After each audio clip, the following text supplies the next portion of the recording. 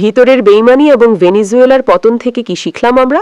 First thing first, গত ১.৫-২ মাস ধরে ভেনিজুয়েলার উপকূলে অবস্থান করছিল ইউএস মিলিটারি। সংশ্লিষ্ট অঞ্চলের সামরিক ঘাঁটিগুলোতেও মার্কিন সামরিক শক্তি মোতায়েন ছিল।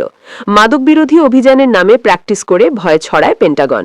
এরই মাঝে ভেনিজুয়েলার সামরিক ও বেসামরিক প্রশাসনের হাই টেবিলের সাথে গোপনে আঁতাত করছিল তারা। এক পর্যায়ে ওয়াশিংটনের দেনদরবার সফল হয়। মাদুরোর পতনের পর ভেনিজুয়েলার রাষ্ট্রীয় সম্পদের যে চুদলিংপং হবে তার উল্লেখযোগ্য একটা অংশ যাবে বেইমানদের পকেটে। বিনিময়ে তারা ইউএস আগ্রাসনের বিরুদ্ধে যেন কোনো সামরিক ও পাবলিক প্রতিরোধ তৈরি না হয় তা নিশ্চিত করবে। হয়েছেও তাই।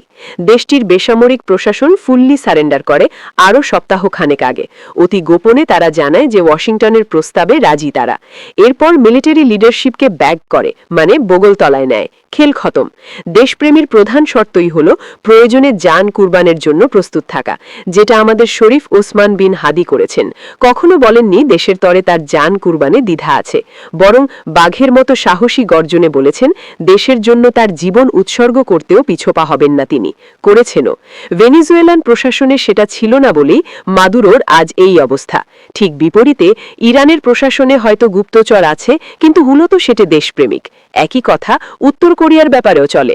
মাদুরো এবং ভেনিজুয়েলাকে আমেরিকার হাতে তুলে দিয়েছে ভেনিজুয়েলান মিলিটারি অ্যান্ড সিভিল প্রশাসন, যেমন জেনারেল অবো মোইন করেছিল ২৯শে ডিসেম্বরের সাজানো নির্বাচনের মাধ্যমে।